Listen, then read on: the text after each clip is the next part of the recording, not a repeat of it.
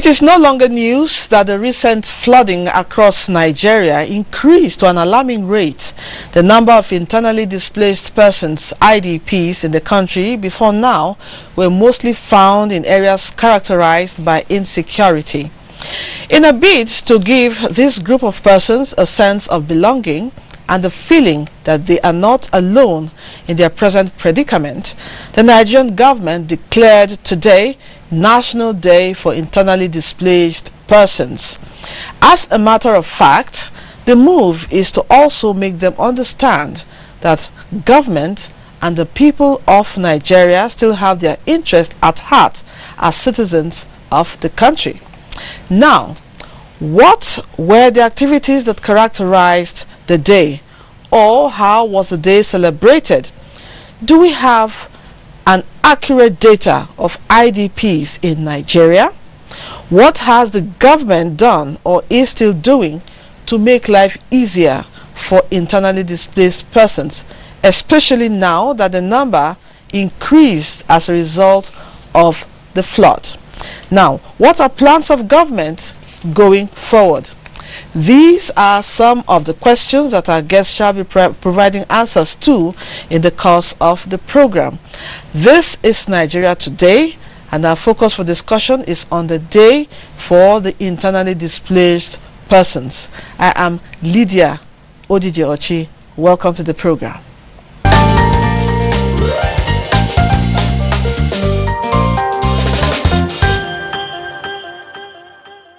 With me in the studio is the Director, National Commission for Refugees, Migrants and Internally Displaced Persons, IDPs, Musa Mohammed Kangiwa.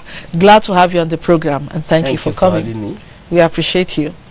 Also in the studio with me is the Managing Director, Chief Executive Officer of Nation First Foundation, Elidad Onyanwa. Thank you for joining us on the program. Thank you so much for having me. Thank All you. right. Yeah. Now, let me start with Alhaji Kangiwa. Now, National Day for Internally Displaced Persons. What is the essence of the day? Thank you very much. National IDPs Day is a day set aside by the federal government of Nigeria to commemorate the resilience of IDPs nationwide.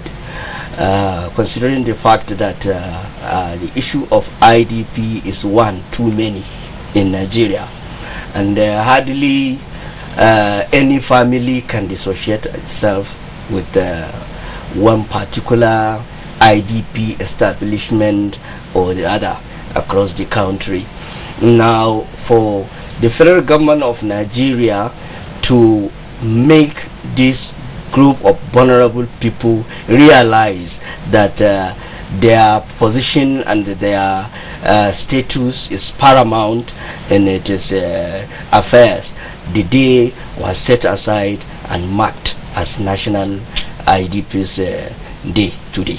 All right. Now, Elidad, as someone who has been interfacing with IDPs, how would you describe their plight presently, and what do you think should be done in the short and long term that hasn't been done? Yeah. What should be done at this moment is even more than what would have been done before now. Okay. The flood has come to add more problem to what they have been facing. Okay, the IDPs, like we all know them, no one wants to be an IDP. No one wants to be displaced until the natural disaster comes, or the war, or which of those other ways that makes it come to our people. Now, you see what should be done at this moment. Now, we need, it has now become a world problem. It has been affected by the whole world at the moment. The whole world has been affected by the flood. So there's nobody to say they are less privileged than us. Even the Western world can't say that at the moment, because almost everyone in the world now is displaced. Mostly in our nation, out of how many states of our nation, 36 states, we have more than 33 displaced now. Even our past president, the immediate past president, Goodluck Jonathan, is displaced in his own hometown. They can't go home now. So you see, it's not a sector thing. It's not the less privileged thing, like, so to say, those who don't have access to the basic things of life. Okay. Even the rich also is facing it at the moment. Okay. Thank All you. right. Okay. Now, Alhaji, what has been the role of government in ensuring the welfare of IDPs, and to what extent would you say they have been playing this role? Yes, thank you very much. Like my brother rightly said, what we should be having at the back of our minds is that everybody has the potential of becoming an IDP. Therefore, the federal government of Nigeria have a genuine intention towards alleviating the problems of these IDPs. Like, if I will give you an example with my own agency, National Commission for Refugees, Migrants and Internally Displaced Persons, our mandate as regards to IDPs is durable solution. Okay. What is durable solution? The most important aspect of durable solution is to make sure that livelihoods are not truncated when displacement happened. What do? It's no issue of distributing food or distributing mattresses. No, we make sure that we have continuity of livelihoods. Livelihoods are not truncated. We make sure we train them. We train these people to become skillful. We make sure we train them to become useful to the environment. We make sure they don't feel like they are redundant or they are abandoned or something like that. So these are the issues of these are the issues we looked at in the recent past. My agency, National Commission for Refugees, engaged in so many skill training. Just of recent, there was a training in art and culture area 10. What do you call it? Art and culture complex. The cultural center. Yes, 90 IDPs were trained on beads making, tailoring, photography, and what have you. After the training, they were also given starter packs to stay on their own and employ more people. Yes, to become employers of labor instead of being it didn't stop at them. Yes. Okay. Yes. All right. So just last September in Zamfara State, again, an area they call Tsunami, an area within Gusau main town. There was this establishment of this clinic, health clinic, where we noticed IDPs is a large concentration of IDPs and a lot of health issues, so many things. So we decided to establish a clinic there, empower the health personnel there, and also equip the clinic and conduct an assessment study of the health challenges of the IDPs around that area, so that we now divert our attention health-wise to such issues. There is also a program the federal government undertake, which we call Educate All. This Educate All is what we do is we go to IDP's establishment, look at the primary schools IDP's children patronize. We now establish libraries. These libraries, we look at school curriculum of these children and equip these libraries with books. We try to inculcate reading culture in these children, so that at least our belief is that once small children are educated, there will be lasting peace. Definitely, that's true. There will be lasting peace, and once there is ignorance, there must be trouble. There will be trouble. So that is why we are beginning to nurture them when they are young, so that they don't forget. When they are young. Okay, before I get to early dad, let's take a break. We'll be back to talk some more. Stay with us. Thank you. Thank you. This is NTA News 24, broadcasting from Abuja. You can watch us anywhere, anytime on the following platforms: Start Times Channel 101, Freak TV Channel 703, GSTV Channel 419, Go TV, channel 46. For more information, log on to our website www.nta.ng or join us on our social media handles, Facebook at NTA News 24. For comments, suggestions and inquiries, send an email to news24@nta.gov.ng or call us on the following numbers. NTA News 24, news and more news.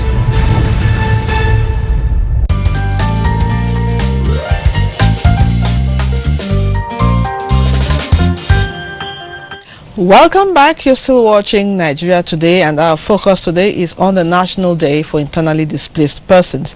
And we've been talking to the Director, IDPs, National Commissions for Refugees, Migrants and Internally Displaced Persons, Musa Mohammed Kangiwa, and the Managing Director, Chief Executive Officer, Nation First Foundation, Elidad Onyanwa. Now, the number of internally displaced persons has increased seriously as a result of the flooding. Now, how has this affected the condition of their living, and what role should private organizations do now? Yes, I love what you just asked. What should private organizations do? Yes. Like we all know, the government alone can't handle this. Yes. It has gone out of hand, and it requires everybody to come in now and make sure we do something, because if we don't do something, it will now become a problem to the whole nation. Yes. Yes, like we know what social corporate responsibility is. It's not a performance of the government. That is a part of the corporate organizations to play. All right. So in this time, we now think that because the number of the IDPs has increased due to the issue of flooding in our nation, we don't know the number of IDPs anymore. Right? We can't at this time, because we don't know what happens next. All right. Now, the government is trying its best to see what they can do, but we also believe that there are some approaches that should be taken, like the approach of, after this time, I think the government, thank God, the director is here himself, and he's a good man who also listens quickly to the issue of the people. I know after now we'll discuss further, because we see that one of the approach we should take now is having a resettlement first for the people living in these areas. You can't take it away that every year or every point in time these things will come to happen again. If it happens, where do we keep our people? We take them to primary schools. So what happens to students who come to those schools? When they go to school. How do our mothers take care of themselves? Which we know mothers are used to privacy. The children who want to go to school, who want to learn. Okay, now, adding to what he said before, that they've done a lot by building capacities among these people. But we all know that these capacities, how can they be sustained? Funding, and other areas that we look at to sustain these things too. There are some areas we should be training trainers who will go back there to become, like we have evangelism. In politics today, you see them, they say these are evangelists of a political party. Yes, why not have evangelism of economic development in our nation? All right, so I know from now onward, because the number have increased and because our people are suffering, we are all suffering this. My grandparents in the village, they are all displaced. Oh my goodness. My younger ones, they can't go to school anymore. And you know what this thing, like the vision of Nation First is to improve living standard of the vulnerable people and communities. Now the vulnerable people and communities at this point, what can you and I do to give them? Not just private organizations, even individuals have a role to play, at least to help the private organizations and also assist the government, because like you said, the government cannot do everything. You know, you said something about knowing the number, having a number to work with. Without data, you cannot plan. So now, do you have an accurate number since this flooding started? Of course, you had data before the flood. Now, do you have data of internally displaced persons in Nigeria now? You see, before the flood, the IOM matrix data was 3.2 million, but the number almost doubled by 40% when the flood starts. So it's somewhere around 5 million or so we are talking about now. That's an estimate. More. Yes, an estimate. 5 million or more. An estimate. Because if you take Jigawa State alone, you will see the number of people displaced as a result of flood. Go to Bayelsa, go to Rivers, you will see Delta. You will see the people that are displayed in thousands. Okay, now tell us, what's your modus operandi to ensure that all the states are covered in terms of supply of relief materials? Thank you very much. There is a National Flood Committee established by the federal government of Nigeria, and Dangote is the popular Dangote, is the chairman. That National Flood Committee is seriously working, and as at the last Federal Executive Council meeting, I know they forwarded their submission to the federal government of Nigeria at the Federal Executive Council meeting, and I believe there is going to be an action plan that will cover the whole country response-wise as regards to the menace of that flood. Very soon. Yes. Elidad. Yes. What do you think some private organizations should do to complement government efforts? And in the course of doing that, what are the challenges you face in the course of this, in the course of your work? Okay, like the popular word they say, charity begins at home. The individuals from their immediate constituencies can do a lot. If every one of us assume that we are 10 million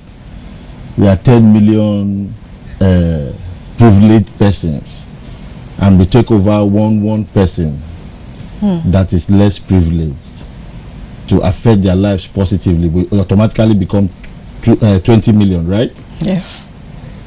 Then if we make them two per person, it's very simple. Yes. It's very simple. It's just that the advocacy is not that. So that is why we are coming in. Like I was trying to tell him that on the 23rd of this month there's a CSR program coming up in Transcorp.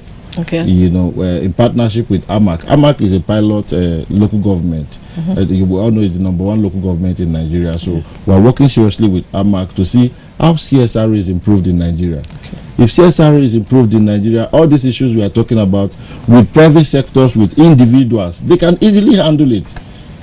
They can easily, even without the government, it is easy. Every corporate organization has should give back something to the host community. Every individual who have stayed in a place, like every one of us will pay our individual taxes. We should also be able to do something to one of those people behind our houses we call our gate man's children. Being our brother's keeper. Okay.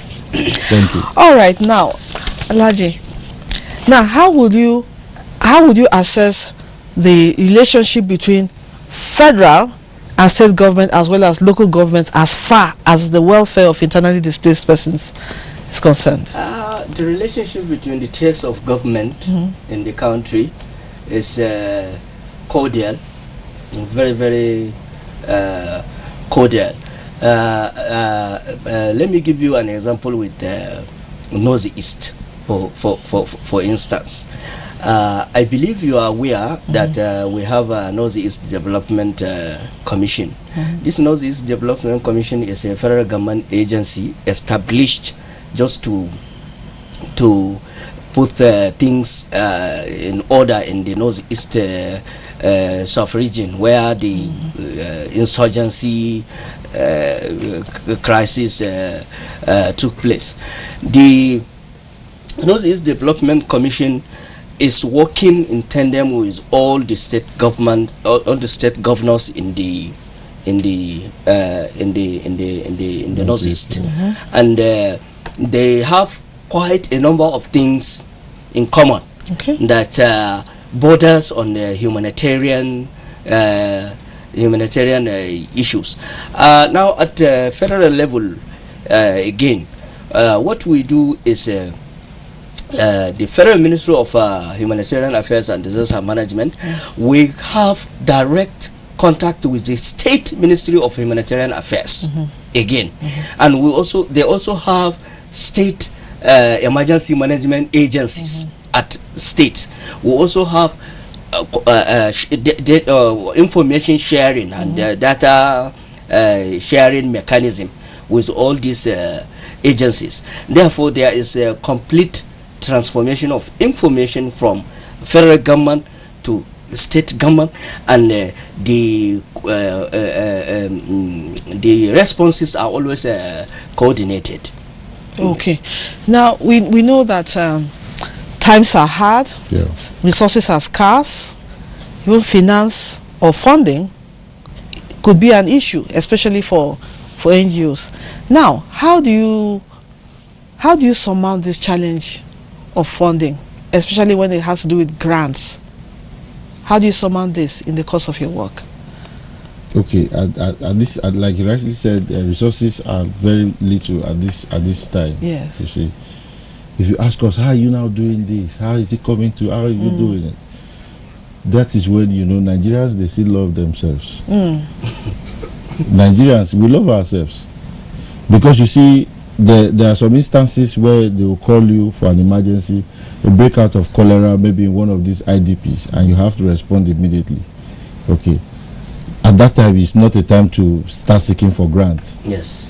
It's a time to respond to the outbreak.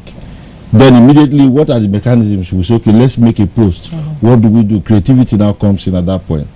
You know, that's where we like the training thing he was saying. Like the people at this time, everything is going technology.